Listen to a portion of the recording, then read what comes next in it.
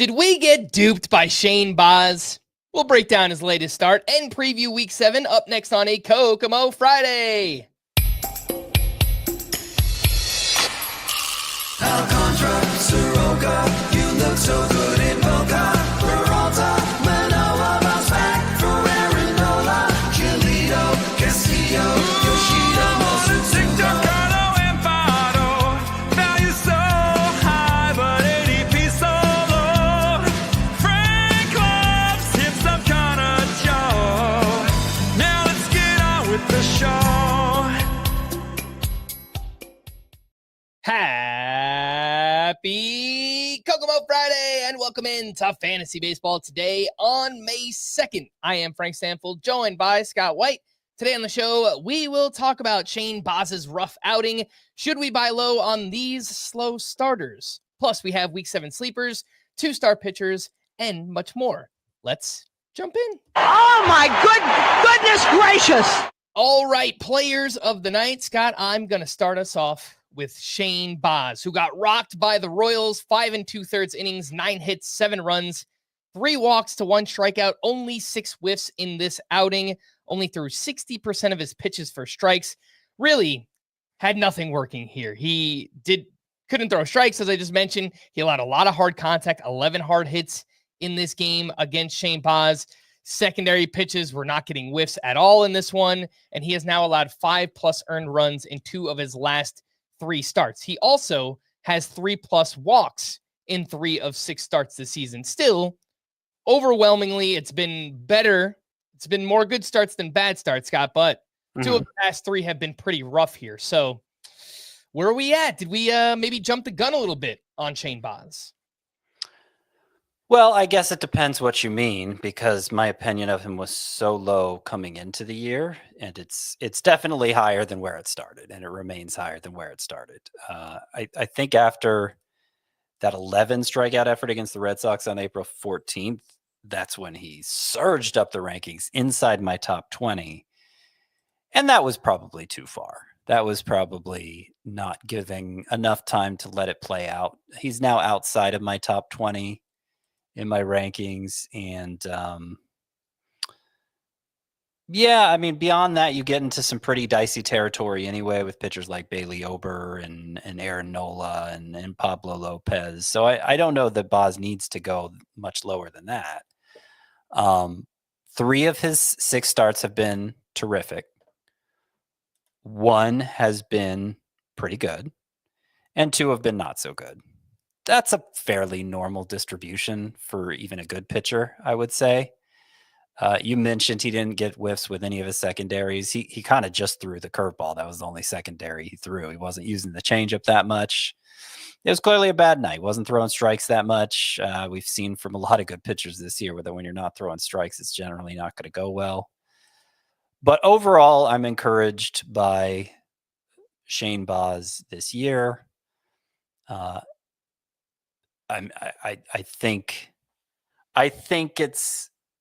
think maybe we jumped the gun in calling him an ace. I'm not sure he's quite there, but he's definitely, I'm willing to say he's good. So when I asked the question, did we jump the gun? It was kind of directed at you, Scott, because I noticed you had him ranked SP22 and I have him at SP36. So this could just be a difference in ranking philosophy. You're more aggressive in moving up players you think are breakouts earlier on in the season than I am. You know, I think I give a little bit more credit to like track record and just assume that a lot of pitchers ahead of him are going to figure things out. But I mean, based on the conversations we normally have on this show, I don't feel like that's our respective stances. I have him at SP36, which still does feel like a huge rise already this season, because I think I had him outside of my top 60 starting pitchers entering the season. So to already have him ranked as like a bona fide SP3, he's just a set it and forget it in your lineup type starter, I felt like that was pretty aggressive, but you took it one step further. I guess. I mean, that's normally not me, but I don't know. I've been kind of dissatisfied with that whole 25 to 40 range in the starting pitcher rankings. So I do get that part of it too, because even like I don't have a lot of faith in Luis Castillo, but I still rank him as a top 30 starter. Like Zac Gallen had a great start today, but has been mostly bad this season. So I mean, I Mhm. get it. That range has been not so great this season. So I could understand if you want to be a little bit more aggressive there on a player who looks like he was breaking out before the start. So we'll see where Shane Baz goes from here, but little ups and downs so far this season. Well, now I'm curious some of the players you have ranked ahead of him. Because some of like Tanner Bybee, I know Tanner Bybee's last start was good, but His best start of the season. And yeah. he's got a pretty good track record. It's not the longest track record, but we have a full season of him performing like a top 30 starting pitcher. So Yeah. I still kind of trust him to be in that range. That's where I Okay. have him ranked. What do you fear is going to happen with Boz? Like, what is your worst case? What are you short of injury? Let's presume he stays healthy. What are you imagining is the worst case scenario for Boz? I think there could be a little bit more volatility here. He is someone who, even last year, kind of like leans fly ball pitcher. I still have some concerns as the weather starts to heat up and they're playing in that ballpark. A lot of those concerns that we had entering the season, they're still there for me for a lot of their starting pitchers. And I just think there will be a little bit more volatility with him. I think we've seen that now with the control. The walks have been up a little bit more here and there. But put a number on it. Like, what are you imagining is the worst case scenario for Boz? Oh, I mean, the worst case scenario is like an ERA over 4, kind of what we saw last year, where he just doesn't have a feel for his secondary pitches and doesn't really have much else, and it's like an ERA over 4 and a WHIP over. So you're not convinced he's really made strides from last year, fresh off Tommy John surgery? No, I do, but that's the worst case scenario. What I think is the most likely scenario is he has taken a step forward this year. He has prospect pedigree. He has looked better, and he's probably more in like that mid to high 3s range with over a strikeout per inning, which I think would be like a top 40, top 36 starting pitcher. Okay, fair enough. All right, over to you for your player of the night, Scott. Somebody who had one of his best starts of the season, Tanner Houck. Yeah, Tanner Houck. He actually looked good for once. 1 run in 7 innings, no walks, 6 strikeouts at Toronto. He threw his sinker 63% of the time. Normally throws it 35% of the time. So really just leaned on that, kind of got away from the sweeper heavy approach, completely ditched a splitter. Well, not completely, but more or less ditched a splitter in this one. So he kind of went back to the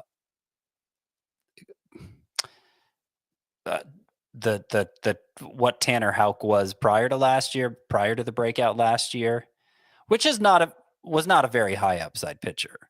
So I don't know that this is anything to celebrate with Houck. Control had been shaky for him and has been shaky for him for pretty much his whole career, except for the first half last year when he was so good. So it is encouraging, I guess, to see him walk nobody, but it's not enough for me to like change my rather bearish stance on Tanner Houck and thinking his first half last year was just a flash in the pan and that he's kind of reverted to being pretty marginal pitcher now. And yeah, I wouldn't be that motivated to pick him up following this start. Yeah, I agree completely. I do think this start was worth talking about with the velocity being up as much as it was here and 0 walks. Obviously, that's a great sign for Tanner Houck, but we have to see 2, 3, 4 of these starts in a row before we, think about adding Tanner Houck again, because I mean, an 11 earned run start, it's going to take you a while to work your way back into the circle of trust. So nice start here for Tanner Houck. Did some good things, 53% rostered. Home against Texas next week could work out just because the Rangers are not hitting the ball at all. Talk about Jake Berger in just a little bit. But I would still not trust Tanner Houck and not be using him in that start. Did want to quickly mention Zac Gallen early on here, Scott, because maybe he just likes pitching in New York. That's the latest takeaway that I have, because earlier this season, best start of the season in New York against the Yankees. What do you know? He's back in New York against the Mets. You think, well, this isn't going to end well. Zac Gallen's having a rough season. Boom! Has a great start. 6 innings, 1 run, 8 strikeouts, 12 whiffs on 90 pitches, 6 of those on the curveball here. He leaned even more on that curveball, and it was great. I mentioned the 6 whiffs, 46% CSW. It kind of feels like Zac Gallen just goes as his curveball goes, Scott. And that's just a really hard pitch to command. And I guess, rely on consistently. And I think that's probably why we're seeing this version of Zac Gallen. It's like, I don't really know how much more he has to go to in his arsenal besides that curveball. That just feels like his bread and butter, and he doesn't always have that pitch. I guess that could be it. Has his arsenal changed that much from years past when he was more reliable?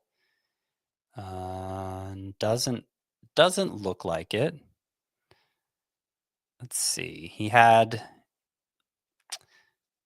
on a per pitch basis, the changeup is performing well this season, but I just feel like he doesn't use it that much. It's in line with past years. It's pretty much always been a 15% usage kind of pitch for him. He's actually, let's see. Not everything. He actually used the curveball more last year. It was like 27% versus 20% now. But you go back to previous years when Gallen was even better. It was more like 20%. So, yeah, I mean, he may.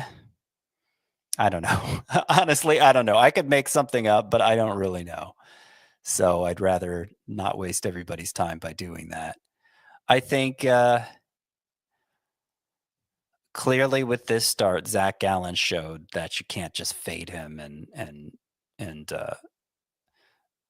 not use him anymore. There's something here for Gallen still. It'd been pretty rocky early on, but I think there's a lot to be sorted out still. He was pretty bad in the second half last year, struggled with control especially, and we've been seeing some of that early this year too. Good enough track record that you want to give him a long leash from like an add drop perspective. And this buys him some more leash, obviously, but I don't know that my trust level is high. I think Gallen is one of the pitchers I saw that you had ahead of Shane Baz, and I don't. Yeah. And I don't know if that's right or not. I have no idea. Well, like, it's been quite a while now where Gallen has been kind of unpredictable and a very volatile pitcher in his own right. 3+ walks in 4 of 7 starts this year. As good as this start was, still had 3 walks in this one. So the control has just been off for Gallen for really a year now. So it's been weird.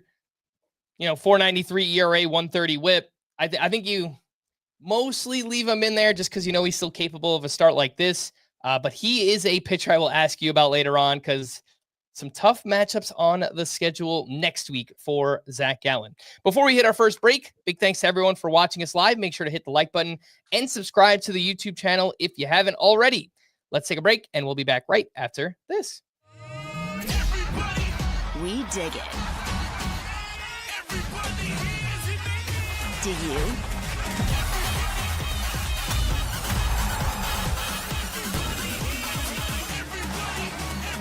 The Pro Volleyball Federation on CBS Sports Network.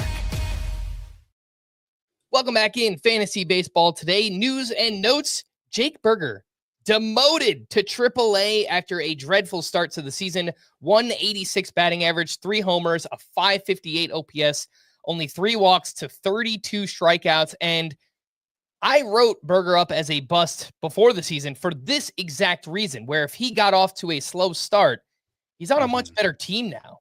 They don't really have the luxury of just waiting for Jake Burger to figure out. The Marlins had that luxury because they were not good last year. They were not competing for anything. Now, you could say that maybe the entire Rangers lineup should be demoted right now, the way that they're playing.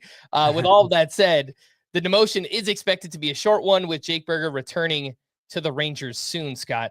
Is this just a drop everywhere type situation, or do you just hold on in those deeper leagues as well for now? Well, deeper leagues, yeah, I think you hold on. I actually made the mistake last year in a 15-team roto league of trading Jake Burger away. I did the same exact thing. I think I traded him in June, and then he went off. It was a little earlier than June. I traded him for Craig Kimbrell, actually, and it looked like a great trade at first. Kimbrell remember, he started out well with the Orioles last year, but things fell apart, and Burger obviously caught fire. Who did they call up as a replacement for Burger? Did you happen to catch that? I can pull it up. It was somebody I haven't heard of. Okay. Not like a big name or It anything. wasn't like Justin Foscue, who's No, it was first baseman Blaine Krim. Krim. All right, Trent Krim. maybe he is a big The independent. No, I just always liked his numbers and wondered if he'd ever get a chance. All right. But he's I think he's 26 years old. But kind of interesting. I don't think he has the upside of Berger. And so Berger probably will be back soon. But yeah, no, it's a good point that you raised, that we've seen very high highs and very low lows for Berger, and will a contender, or at least a expectant contender, have the tolerance for those very low lows? I think we're seeing that they won't. So 15-team roto and deeper, probably hold on to Berger.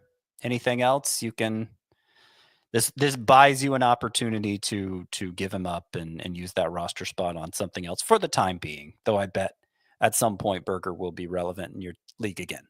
Yeah. Blaine Krim, by the way, 27 years old. This season in the minors, hitting .313, 7 homers, 25 RBI, 930 OPS. So just a name to watch, I think, in very deep leagues, AL only, things like that. Again, the name there is Blaine Krim. Some good Rangers news. Corey Seager took live batting practice Thursday and is hoping to be activated when first eligible on Saturday. Justin Martinez was placed on the IL with right shoulder inflammation. Also, AJ Puck was transferred to the 60-day IL. And boom, D-backs had another save opportunity right away here on Thursday. No Justin Martinez in the mix. Who would get the save? Well, Kevin Ginkel came on in the 8th inning with a 2-run lead facing the top of the Mets lineup. He threw an inning, 2 hits, 1 run, 1 walk, 3 strikeouts, 1 homer allowed. Really worked his way into and out of trouble here. And then Shelby Miller got the 9th inning with a 2-run lead facing the bottom of the Mets lineup. Clean inning for his first save. Shelby Miller, 10% rostered, widely available. Here, Scott, Kevin Ginkel was used in the highest leverage spot, in my opinion. Facing the top of the Mets lineup in a 2-run game at the time, but he didn't perform all that great. So maybe Shelby Miller takes a little bit of a lead ahead of him. Yeah, I would say so. And anytime, with every closer a reliever gets, he gets a little more job security too, I would say. And not that anything's totally determined. I don't even know how long the Diamondbacks will be looking to fill this spot, because we don't know the severity of Justin Martinez's shoulder issue. So that's another thing you have to factor in. But I would say if you're prioritizing a Diamondbacks reliever off the waiver wire right now, you give the slight edge to Miller, who's been great so far. And in deeper leagues where saves are especially scarce, you also throw a little bit of Ginkel's way, just in case. Cole Reagans will throw a bullpen on Friday. He missed his start earlier in the week with a mild left groin strain. Christian Campbell was scratched from the lineup due to right rib discomfort. He is day-to-day. Walker Buehler did not bounce back well after his latest start and is back in Boston for tests on his shoulder, which obviously not great there. Last couple starts have been really good for Walker Buehler, so we'll see what happens. My guess is he'll wind up on the IL. Mike Trout was out of the lineup due to left knee soreness. He also left early on Wednesday. So if you play in NFBC leagues, you set your lineups for Fridays as well. Just pay attention there. You might need a Mike Trout replacement this weekend. Salvador Perez left Thursday's game due to left hip soreness. The A's are promoting one of their pitching prospects, Gunnar Hoagland, to start Friday against the Marlins. 25 years old, former first-round pick by the Blue Jays back in 2021. 6 starts at AAA this season, a 2.43 ERA, 104 whip, over a strikeout per inning, averages 94 miles per hour on the fastball, throws 5 different pitches, big spin rates on the curveball as well. Scott, any deep league interest in a Gunnar Hoagland? And there are probably a handful of A's pitchers I would look at before him, which isn't saying much. 10.4% swinging strike rate for Hoagland to AAA this year, which would not be good in the majors and is definitely not good in the minors. All right, Tyler Fitzgerald was placed in the IL with a left rib fracture. The Royals optioned Noah Cameron back to AAA after his solid outing on Wednesday, so probably not an ad for now. Let's see where it goes. He'll probably back up at some point this season. Again, that was Noah Cameron. The Reds optioned Alexis Diaz to AAA after his rough outing on Wednesday. The leash feels like it's decently long for Emilio Pagan for now. Giancarlo Stanton was transferred to the 60-day IL, which freed up a 40-man roster spot for Brian De La Cruz. And related to Stanton, Aaron Boone. Aaron Boone is not related to Stanton, but this news is related to Stanton. Aaron Boone said he plans to use Ben Rice at first base a little bit and is going to try using Ben Rice at catcher during blowout games, which is like oddly specific. This is the plan that they're coming up with, Ben Rice. But he's anticipating a lot of blowout games, is he? They're clearly starting to think of ways to get Ben Rice in the field with the anticipation that Stanton will be back at some point this season. Even if Ben Rice can play first base or catcher, I don't know how much that really helps anything else, but they're thinking about it. They are thinking about it. Yeah. And that's good. It's a good thing to think about. Still think we're a ways away from seeing Stanton, and a lot could happen between now and then. Yeah. But, I mean, I think the biggest angle is just, what if Ben Rice gains catcher eligibility at some point and is still playing as regularly as he's been so far? That would be amazing. Make him a top 3 catcher probably in fantasy going forward. Top 4, 5 at worst. Top 5-ish, yeah. I think Ben Rice would be in that mix. How about we teach this guy how to play third base, right? Like they're throwing Oswaldo Cabrera and Oswald Peraza out there. It's easier said than done. I don't think you could just teach somebody third base, but like, I don't know. Field some grounders, hard, like Frank. Yeah, let's try it out. Let's see what happens. Why not? I mean, they threw Jazz Chisholm there last year, so I don't know. We'll see. I thought Freddie Freeman was fine at first base when the Braves played him there about a decade ago because they had Matt Adams. You mean third base? That's what I mean. Yeah, yeah.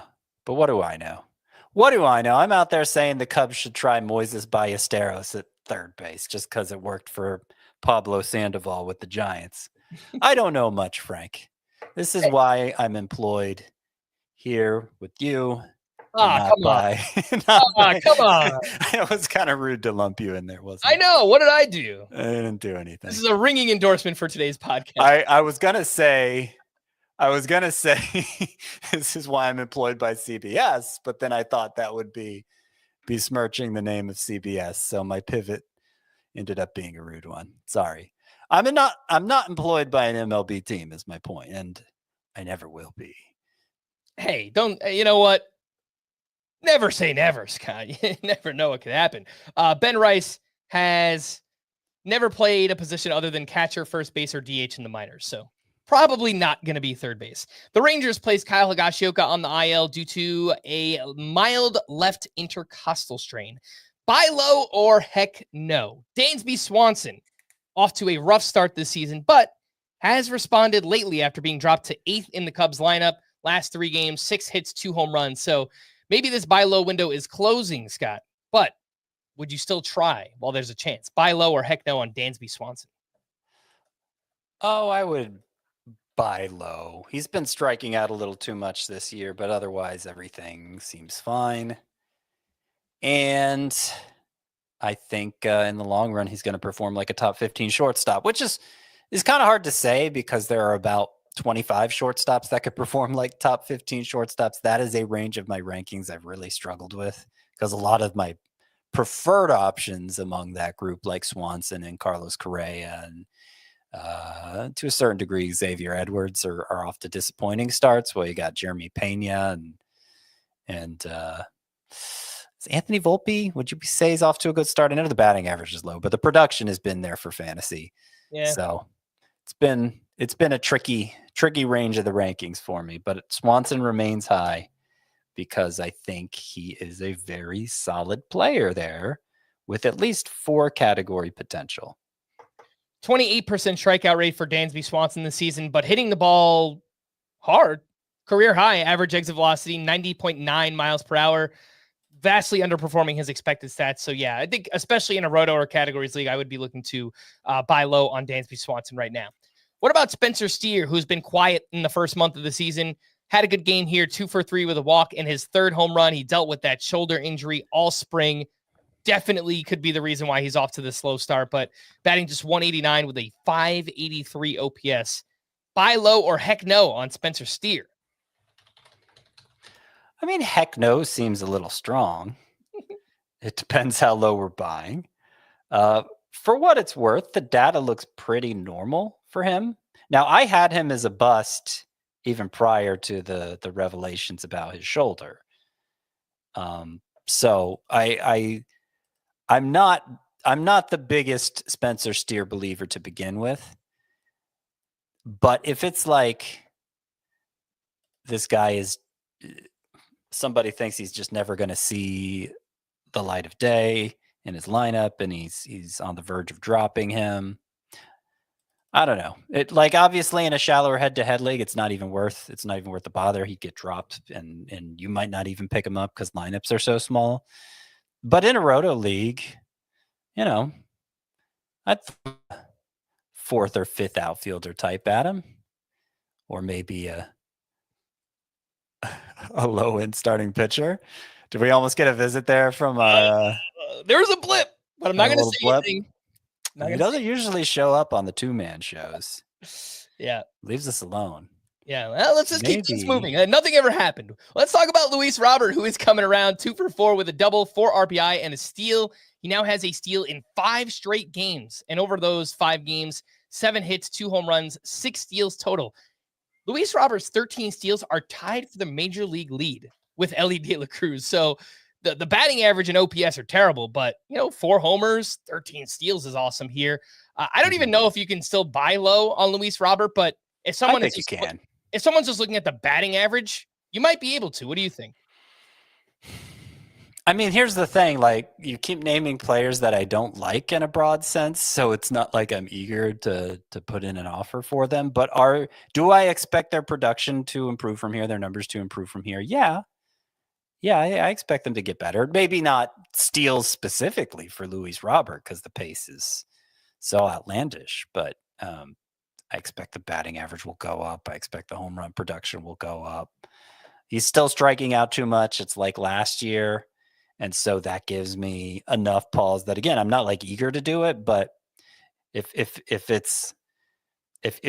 I have to pick, will he be better or will he be worse or will he stay the same? Like I don't know what is, it's not a binary, but you got 3 options.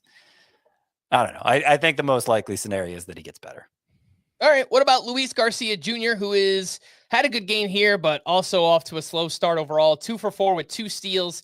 He's batting .253, 2 homers, 9 steals is great. Only has 15 at bats against left-handed pitching this season. He's 2 for 15 in those at bats, down to 77% rostered, Scott. So this is kind of a 2-parter. Do you buy low in a deeper roto league, and do you hold him in shallower formats? Luis Garcia Jr. I mean, he's probably better than this, but how good is he really? And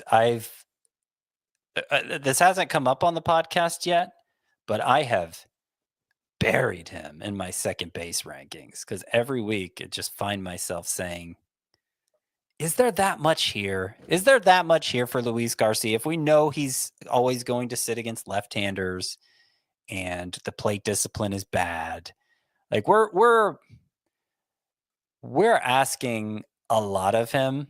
We're asking him to kind of meet his best case scenario for batting average and home runs and stolen bases like he did last year.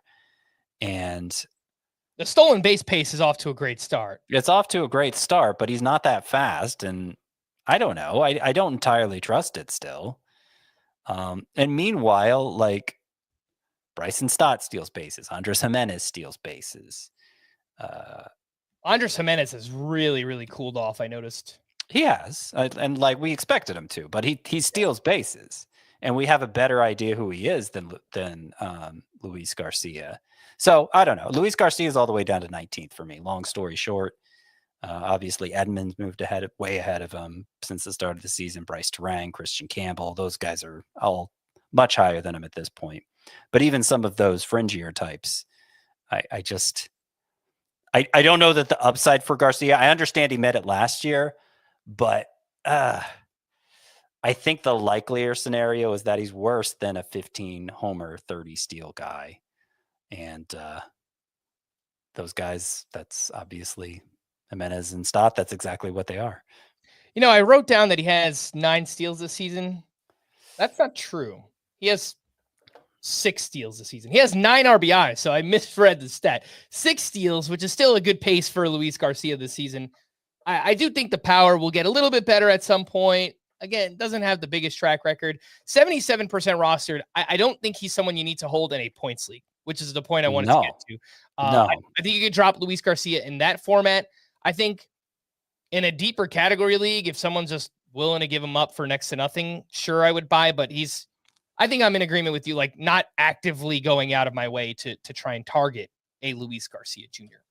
On the flip side, do you try and sell high on either of these two names, Scott? Geraldo Perdomo continues just this awesome start.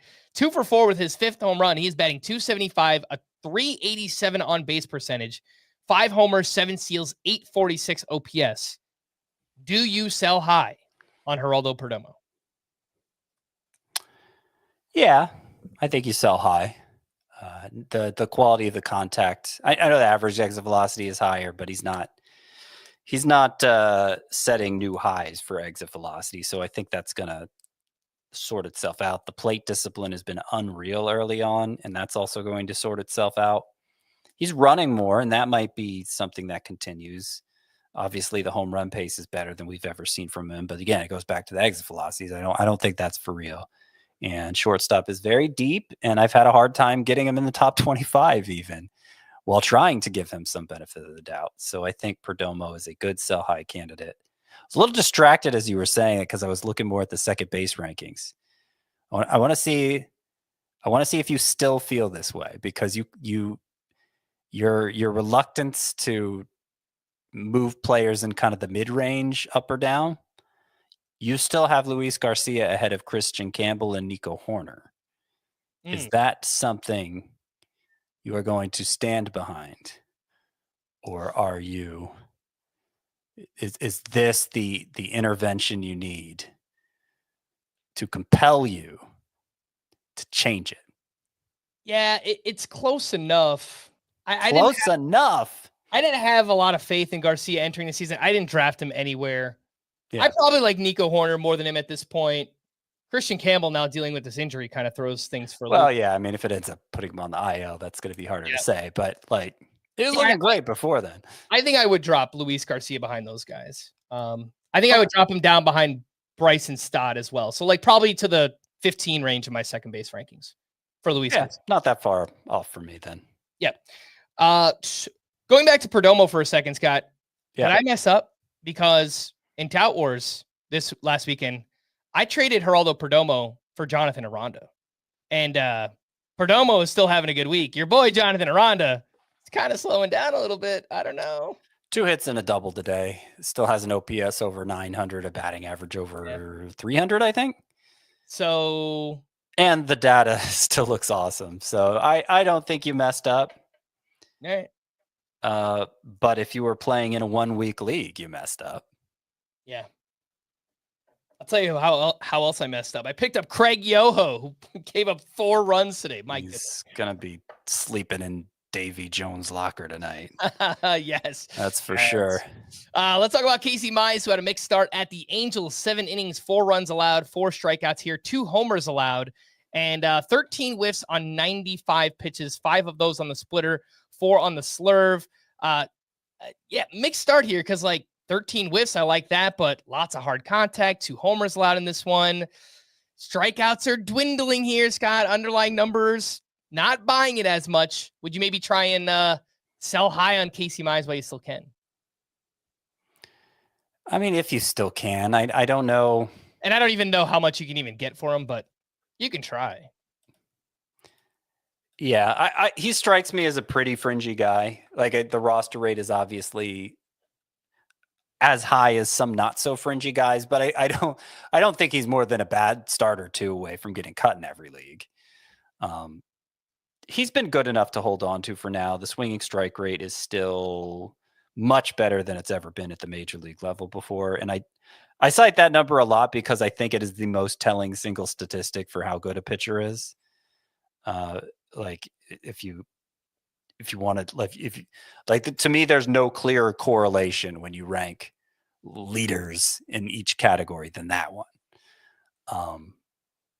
And obviously the harder splitter for Mize has made a difference as far as that goes. But the last couple starts, it's been trending down. He hasn't been missing quite as many bats, and the overall K rate is not great. So it may be just kind of a quirky early season fluke, that improvement in swinging strike rate.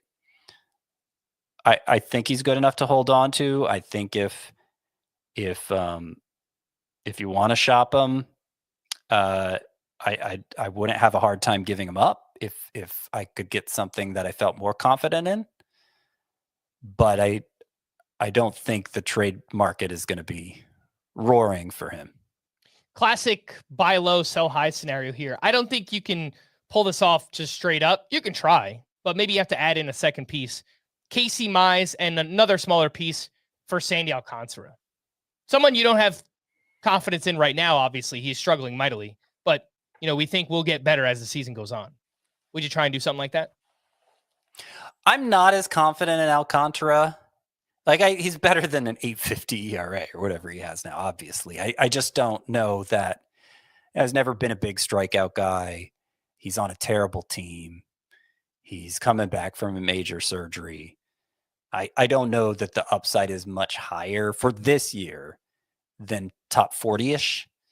And so he's not somebody I'm, trying to really knocking myself out to acquire on the cheap here. It's not a high priority for me, but I would take him over Mize, sure. All right. Let's take our final break. When we return, we'll get into some waiver options from Thursday's action right after this. The clock never stops. Relive the greatest moments with uninterrupted highlights and more. It's Gareth Bale! Wonderful goal! On the UEFA Champions League channel. Streaming free. Welcome back in Fantasy Baseball today. Waiver wire hitters, and we have two names in shallower leagues. Michael Garcia has quietly been pretty good this season, 3 for 5 with 3 steals here. He is batting .296, 2 home runs, 7 steals on the season, 70% rostered with second, third, and outfield eligibility. And Gleyber Torres off to a nice start with the Tigers, 3 for 3 with his 4th homer. He's batting .300, 4 homers, 4 steals, .835 OPS. Definitely shallow league stuff here, Scott, but who do you like more, Gleyber or Michael Garcia? I think Michael Garcia. I've had a hard time making sense of Gleyber Torres because other than the surface level stats, which were just dreadful last year, it didn't seem like there didn't seem to be a lot under the hood that was askew for him. But it was a whole year of terrible production. And so then he goes to Detroit. And if you look at his expected home runs in Detroit over the years, it's like the worst place he could have gone. It's horrible. He would have lost so many home runs playing his career there rather than Yankee Stadium. So I am, for those two reasons, how bad he was last year and the park shift, I remain pretty skeptical of him. And he hasn't, well, you know what? He has it for a decent amount of power. Like the biggest difference is his strikeout rate is 9.4%. It's less than half of what it was last year and less than half of what it normally is, frankly. So that might be too good to be. It probably is too good to be true. Yeah. And how much batting average does he lose if that happens? It's hard to say. I don't think he's as good as he's shown now. Bottom line. I think Michael Garcia has a better chance of sustaining something close to this. Now, I have noticed what Michael Garcia has been doing, and I've been seeing where he actually ranks among second baseman, third baseman today, and it's pretty low. But, he just doubled his steals total almost in one day here. So that'll help. I think part of the reason it's so low too is just the Royals lineup has been so bad that the runs and RBIs they're kind of behind where they should be for Michael Garcia at this point. So I definitely encouraged by what he's doing. I do think I prefer him to Gleyber Torres, but I may just be misreading Torres. and putting too much weight on what happened to him a year ago. Yeah, Glaber, he won't maintain a strikeout rate that low. The underlying plate discipline metrics do look really good. The expected stats look awesome for Glaber Torres so far. But Michael Garcia also hitting the ball really hard. 93 mile per hour average exit velocity, 299 XBA. You know that the Royals are typically aggressive on the base pad. So if he's hitting for batting average, getting on base, I think he'll have the green light. He did last year, despite having a 281 on base percentage. He had 37 steals. So it might depend on format. In a categories league, I think I would go Garcia. In a points league, I think I might lean with Glaber Torres there. Some names in deeper leagues. Dalton Varsho, we spoke about yesterday. He's homered in back-to-back games. Figured I'd bring him up again. He's 23% rostered.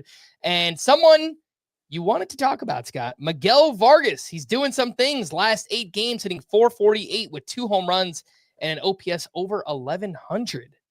What do you think? Any deep league interest in Varsho or Miguel Vargas? Ooh, yeah, it's been a roller coaster with Vargas, who I loved when he was first debuting as the Dodgers starting second baseman. And obviously it's been a lot of bad since then. And part of the reason why is he just hasn't hit the ball that hard. He's hitting it pretty hard this year. So for Miguel Vargas, you gave the numbers the last 8 games, .448 batting average, 2 home runs. The overall numbers are still bad, but you look at average exit velocity for the season, 90.1. Max is 110. The walk rate is good. The strikeout rate is good. All the like main numbers we look at for hitters, Vargas is showing up this year. Now the expected stats aren't good, and the only thing I can figure from that is they just don't like how much he's putting the ball in the air, which can be sort of a 2 sides of the coin thing, or double-edged sword. I'm not sure which is the better analogy right now, but like, you know what I'm saying? It could be a good thing or a bad thing, putting the ball in the air as much as Vargas is. And StatCast is showing that it's suppressed his batting average so far. Maybe so, but if he continues to hit the ball this hard, I think there are better days in store for Vargas. I don't think, given what his overall numbers look like, that you need to bother with him in many fantasy leagues at all. But I do think he's worth keeping an eye on, given his minor league track record, his prospect pedigree, and now what some of the data looks like. Let's move over to waiver wire pitchers, who I'm pretty sure we need to see more for all of these names before we think about adding them, but they're widely available, and I'll bring them up. We already spoke about Tanner Houck. Jeffrey Springs had his best start since opening day. He was at the Rangers, 6 shutout innings, but only 1 strikeout, only 2 whiffs in this one. Colin Ray outdueled Paul Skeens, of all people. 6 innings, 2 runs, 2 strikeouts here, only 4 whiffs on 73 pitches. And Sean Burke had a strong start against the Brewers, 6 shutout innings with 5 strikeouts for him. His previous 4 starts before this one, 7.71 ERA and a 1.76 whip. So I'm not buying in on any of them yet, Scott, but maybe, scout team, let's see where it goes. Jeffrey Springs, Colin Ray, and Sean Burke. Yeah, I'm not wild about any of them, to be perfectly honest. Vargas, the fact he had just 1 strikeout, just 2 swinging strikes. You mean Springs? Springs, sorry. Yeah, the fact he did that is just, it's hard to get excited about that. Colin Ray, you could kind of see how he makes it work. I don't think there's much ability there. There's not like much raw ability, not a lot of upside, but a really deep arsenal, good control, enough swing and miss ability to make it hold up. In the long run, he's probably going to finish with an ERA over 4 like he did last year, but there will be streamer opportunities with Colin Ray as long as he sticks in the rotation, I would say. Burke has some upside, but, he pitches for the White Sox, and I don't think it's enough upside for us to really pay much attention to him. And then there's Justin Verlander, who pitched well against the Rockies, 6 1/3, 2 runs allowed, 4 strikeouts. That's 3 quality starts in a row. But I think he's pretty much a matchup play at this point. and he's at the Cubs next week. So that feels like a no thanks on Justin Verlander. Yeah, I wouldn't want to start him against the Cubs. I do have some hope that maybe he's more than a matchups play. He already had his best swinging strike rate since 2019 by a considerable margin, by the way, coming into the start. And it went up in this start with his 13 swinging strikes on just how many pitches did he end up throwing? Looks like anyway, it went up. 85 pitches for Verlander. 11 whiffs on 85 pitches. I wrote down 13 on 95, but the point is, it was at least very much in line with what he already been doing, or it actually improved with this start. And 3 good starts in a row. The matchups have been pretty favorable. I'm getting a little hopeful here that Verlander still has something to contribute for fantasy, though I agree, probably bench him for his next start.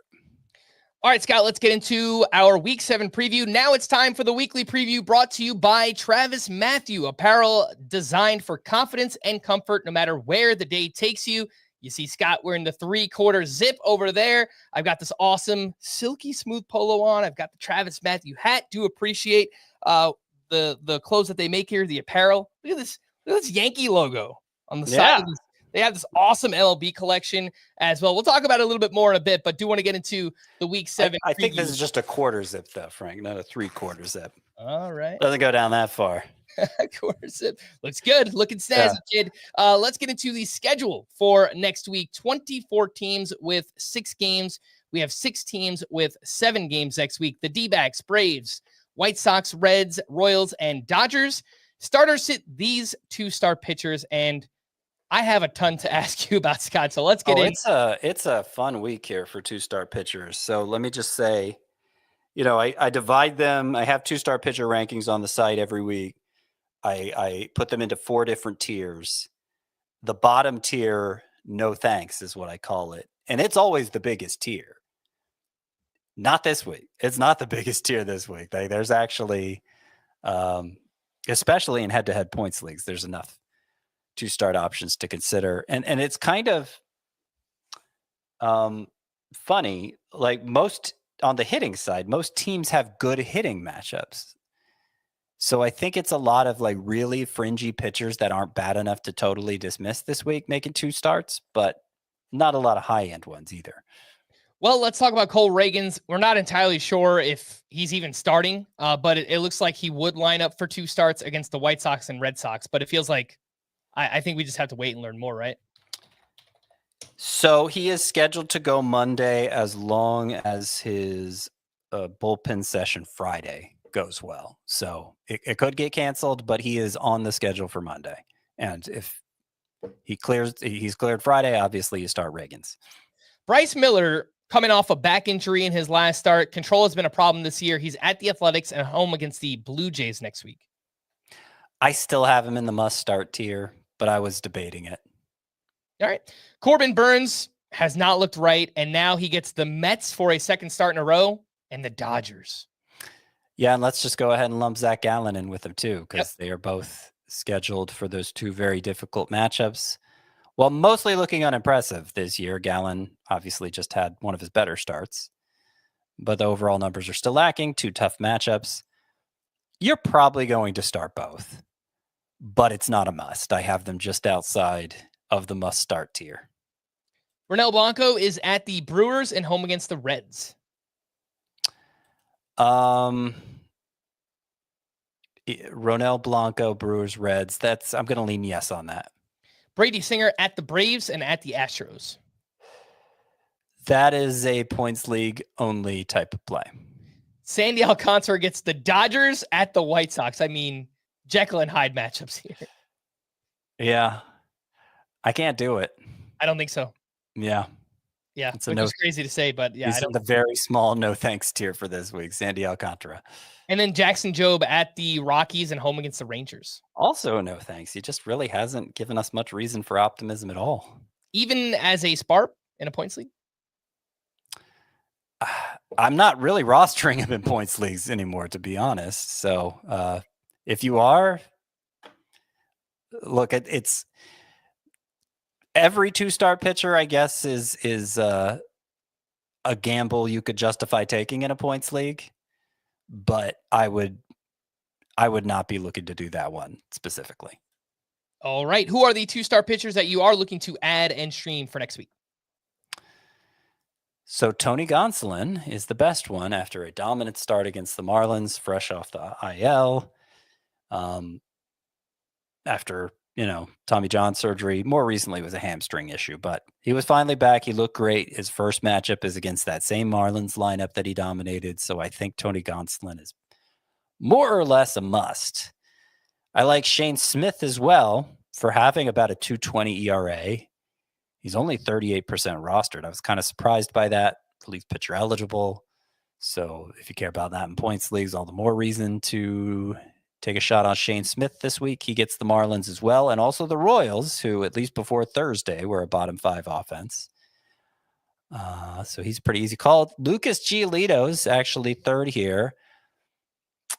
The top line production was good in his return from Tommy John surgery. I think under the hood, there was more to be concerned about, and I'm not as bullish on him as Tony Gonsolin, but he faces 2 lineups that have been bottom 5 in runs scored so far, Rangers and Royals. So I think that's a mark in Giolito's favor. Luis Ortiz, 13% swinging strike rate, and has had several starts with 8 strikeouts or more already. So particularly if you want strikeouts, I think he's an okay choice against the Nationals and Phillies. And he is relief pitcher eligible too. Luis Severino, not anybody's idea of a bat misser anymore, but he generally goes 6+ innings, has limited damage well this year.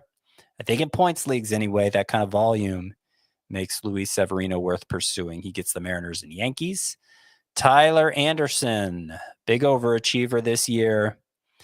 The fly ball rate giveth, the fly ball rate taketh away. He's about 60%. He actually has allowed a lot of home runs, but he's done a good job limiting every other kind of hit that has worked out for him so far. Dangerous pitcher, Tyler Anderson, but Blue Jays and Orioles have both been pretty vulnerable offensively this year, so you might want to risk it. Jake Irvin, another quality start machine. When things go wrong, they go really wrong, but when they go right, it's generally pretty good. Guardians and Cardinals, decent matchups there. And David Peterson, who's looked a little more ordinary recently, still a great offense backing him, still an outlier ground ball rate. I think in points leagues, especially for the added volume, you probably do run him out there against, even with tough matchups against the Diamondbacks and Cubs. What about 1-star streamers for next week? Looks like you have 2 names here on the list. Michael Wacha against the White Sox. We'll see how his start goes this weekend, but he's coming off his best so far. It's just a very stable track record overall. I think everybody should expect him to come around eventually. White Sox this week. And Matthew Liberatore, prior to the weather shortened start here on Thursday, he had a 3-start quality start streak going. And it's been missing bats at a nice rate. Great control so far. I don't totally trust it for Liberatore, but he gets the Pirates this week. All right, the best hitter matchups for next week: the Royals, Padres, Astros, Mariners, and Nationals. The worst hitter matchups: Rays, Phillies, Brewers, Red Sox, and Rockies. With that said, Scott, who are your sleeper hitters for week 7? Sleeper hitters. So this, like I said, not many teams actually have bad matchups. You'll notice the Rockies, you mentioned they have the 5th worst. That's with a full week of home games. A full week at Coors Field, and I'm still saying they have some of the worst matchups just because there were so few to choose from. So it makes for a variety of recommendations here. A lot of them are just players who I think need to be picked up in more leagues, period. Andy Pages, who's raised his batting average about 100 points and his OPS about 300 points in the last week. It's hard to look past him, only 47% roster. The matchups are fine. 7-game week. He's on one of the 6 teams with 7 games this week. Agustin Ramirez, I think you just start him now. You start him forever. And 3 games against the White Sox, but that's not even really the point. He's just way too good to qualify for this list still. Nate Lowe, Nationals have the 5th best matchup, only one righty on the schedule. I'm sorry, one lefty on the schedule. Lowe's been especially good against righties. He's been fine anyway, but I think the matchups give him an extra boost this week. Kyle Stowers, after the 4-hit 2-homer game Wednesday, his numbers are looking awfully impressive.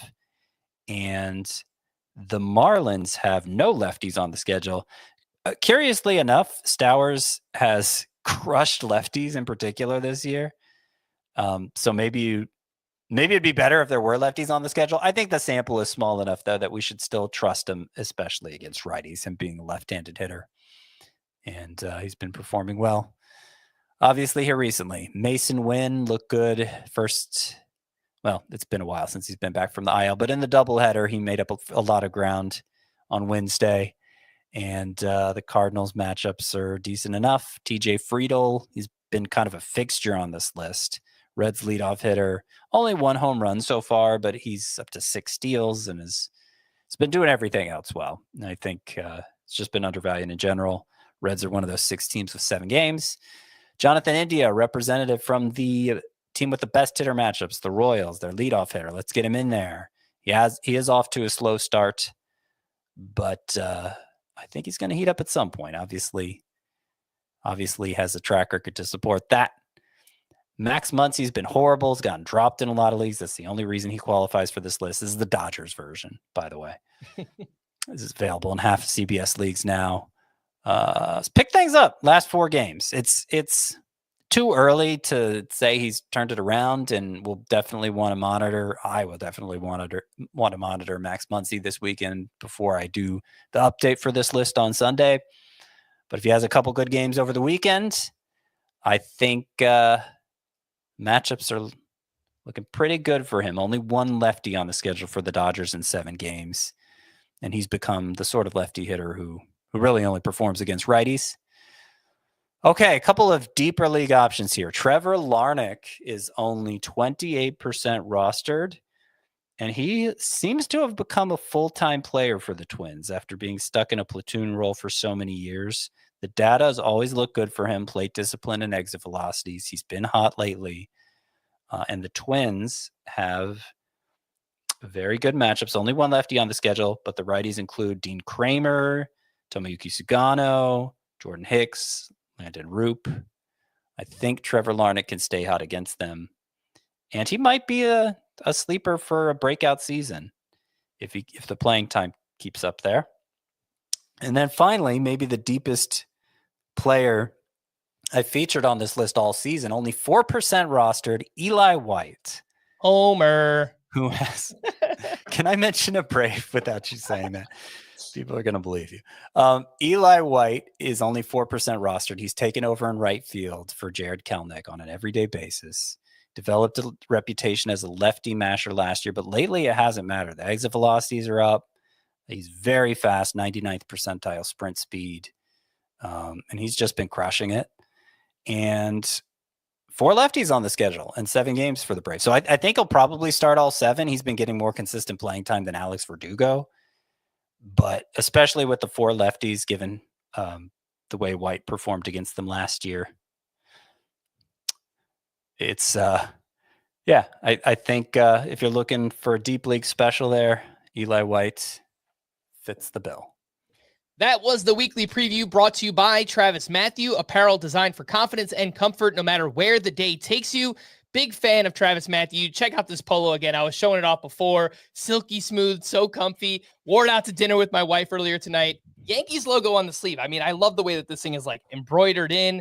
They have an extensive MLB collection on their website as well. So just like really cool polos with team logos on them and interesting graphic tees as well that have team logos and everything. And Scott, you're wearing the quarter zip there. Looks super comfy as well. Big thanks to Travis.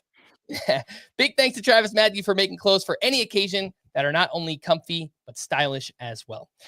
Let's wrap up with some leftovers here, Scott, and the pitching leftovers. First, the good. Seth Lugo turned in a quality start at the Rays, 6 innings, 2 runs, 5 strikeouts. He had 11 whiffs on 93 pitches. Those are his 2 best starts in a row. here for Seth Lugo. Tyler Mahle took a tough luck loss against the Athletics. 6 innings, 1 run, 6 strikeouts for him. Completely changed the pitch mix in this one. And Jose Barrios turned in a quality start up against the Red Sox. 6 2/3, 2 runs, 8 strikeouts allowed. 8 strikeouts against, excuse me. Who is there anyone that stands out from this group? Lugo, Tyler Mahle, and Jose Barrios. Oh, they all kind of stand out, don't they? Seth Lugo seems like he's gotten back on track. He's difficult to analyze because he throws 11 pitches now. That's how many StatCast tracked him with. And so it's hard to make much of anything, whether he's doing it differently or whatever. So I don't even know. I don't even know that's worth getting into, but obviously he's kind of on the same pace he was last year now, and I think he just keeps starting him. Tyler Mahle. So you said he changed the pitch mix when he doesn't throw that many pitches, but yeah, I guess he did throw a lot more splitters in this start. 44% when normally it's 26%. I think he's going to be pretty good. You know, before Tommy John's surgery, he was trending up in fantasy. He had that 210 strikeout season with the Reds. I don't know that he's going to do that again. But even when he did that, it's not like the underlying numbers blew you away. I think he's the good kind of fly ball pitcher and has enough strikeout ability that you're going to want to keep him around. Not especially high end, but you're going to want to keep him around. I think he's one of those pitchers that can be one level above a streamer. You know what I'm saying? Like one level above, like, I don't know, the Merrill Kelly, Justin Verlander, like whatever that group is, like someone that you just feel a little bit better about. And, like Jose Barrios. Yeah. I mean, Jose Barrios, he'd been kind of underwhelming so far, but there shouldn't be any guessing with Jose Barrios anymore. Yeah, he'll have stretches where he's not that good, and then he'll have stretches where he's very good, and in the end he'll give you like a 375, 365, 375 ERA. And like that's always who he's been. I realize he's kind of fallen out of favor in fantasy because at one point in time people projected a lot more upside onto him, I think. But he's kind of just always been the same guy. And I think the mood has turned on him a little too hard. As long as you think of him as just like a number 5 type starter for your team, I think you're going to be, if you consistently think of him that way and don't get caught up in the start to start stuff, I think you're going to be pretty happy with him. Now the bad pitching leftovers. Paul Skeens struggled with command against the Cubs. 5 innings, 3 runs allowed, 4 walks to 2 strikeouts, 3 homers, a career high in a start for Paul Skeens. And Kodai Senga struggled to throw strikes against the D-backs. Still had 6 strikeouts, 13 whiffs on 87 pitches, but only threw 57% of his pitches for strikes. Anything else that stood out here, Scott, for Skeens or Senga? Senga, the biggest issue for him is he's not pitching deep enough into games to really be that impactful in fantasy, even though the ratios look nice. And I'm not sure how much that's going to change, to be honest. I think he's definitely worth keeping around, but I can see shopping him, just given what his ratios look like, and hoping somebody's willing to overpay for those. So that's what's going on with him. And then who was the other one? I'm sorry. Paul Skeens. It's Paul Skeens.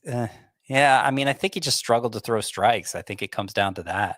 56.9% strike rate. 4 walks equaled his season total to this point. I don't think there's anything to be too alarmed about here. Some hitting leftovers. Seiya Suzuki is mashing early on, 2 for 4 with a double dong. He is up to 9 home runs now and a 990 OPS. Juan Soto, maybe off. What? Excuse you, indeed. That was rude. Juan Soto. Maybe he's off the schneid. 2 for 3 with a double dong.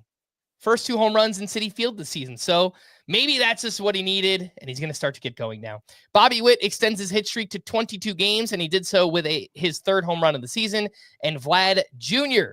starting to find his power stroke. 3 home runs in his past 6 games. Scott, anything to add on Suzuki, Soto, Bobby Witt, Vlad Jr.? 4 good players. You shouldn't really have any doubts about them. You haven't, I assume, for Suzuki because he's been good. Strikeout rate's a little high, but he's That's good. my guy. You know? They're all good. He might be my most rostered hitter this season. I draft him every year. Just stay healthy. That's the biggest thing for Seiya Suzuki. Call to the bullpen for the Athletics. Mason Miller struck out 1 for his 10th save. For the Nationals, Kyle Finnegan allowed a hit, but picked up his 10th save. For the Blue Jays, Jeff Hoffman was unavailable. Jimmy Garcia struck out 2 for his 2nd save. For the Rockies, Zach Agnos has picked up saves on consecutive days here, Scott. NL only leagues? Deeper roto leagues? Sure. I mean, he's got to be the front runner now. He's the only Rockies reliever with multiple saves, and they came on back-to-back days. He's struck out only 1 this year during his time in the majors. His numbers between high A and double A last year, a 138 ERA, 0.78 whip, 10.8 K per 9. Seems like he has a pretty good splitter. Zach Agnos may be a pretty good reliever, and he seems to be the front runner for saves on a horrible, horrible team. So the fantasy appeal is pretty low, but it's not non-existent. It is existent to avoid the double negative. What about the Tigers? Tommy Kahnle got the 8th inning with a 3-run lead facing 2, 3, and 4 in the Angels lineup. He struck out 2. The Tigers then tacked on 3 more runs. It was a 6-run lead heading into the 9th inning. And my guess is Will Vest would have got the 9th inning. I don't know that for certain. But, Kahnle worked the 8th here. Heart of the lineup. So, yeah, he just strikes me as, I think, the highest leverage guy still. Yeah, I think it's going to frustrate us for a while. Maybe all season. Could be. To stream or not to stream on Friday, we have Michael Wacha at the Orioles, Brian Bayo versus the Twins, Jack Leiter facing the Mariners, Jose Soriano against the Tigers. I'm guessing we don't want to use Mitchell Parker at the Reds. No, we don't. I think yesterday we talked about Michael Wacha at Baltimore and Jose Soriano against the Tigers. Jack Leiter would be the 3rd choice there because I don't, especially with a couple of injuries, the Mariners lineup, they've scored some runs, but it still looks really bad to me. Mm-hmm. And, I don't know that Jack Leiter's ready to take on a full workload yet, but there's a lot of strikeout potential there. On Saturday, we have Clark Schmidt home against the Rays. Jordan Hicks is facing the Rockies in San Francisco. Jameson Taillon at the Brewers. Jose Quintana on the other side facing the Cardinals. And Tomoyuki Sugano home against the Royals. Yikes. I like this even less. It's not very good. Schmidt. That's what, Scott. You're going to like Sunday even less. Schmidt against the Rays. Sugano out of nowhere missing a bunch of bats last time. Maybe he can keep that going against the Royals. Yeah, Schmidt and Sugano would probably be the best choices from Saturday. And then on Sunday, Will Warren against the Rays, Michael Lorenzen at the Orioles, Andrew Heaney home against the Padres. Eduardo Rodriguez at the Phillies. I don't think so. Lance McCullers is at the White Sox. We haven't seen the guy pitch in like 4 years. I don't know. Logan Evans at the Rangers. Nick Martinez home against the Nationals. It's bad. Oh man. I mean, I if you're forcing me to pick someone, it's probably Heaney, just in case he has one of those magical Heaney starts that fools everybody into thinking he might be good. But we saw how his last start went against a good Cubs lineup.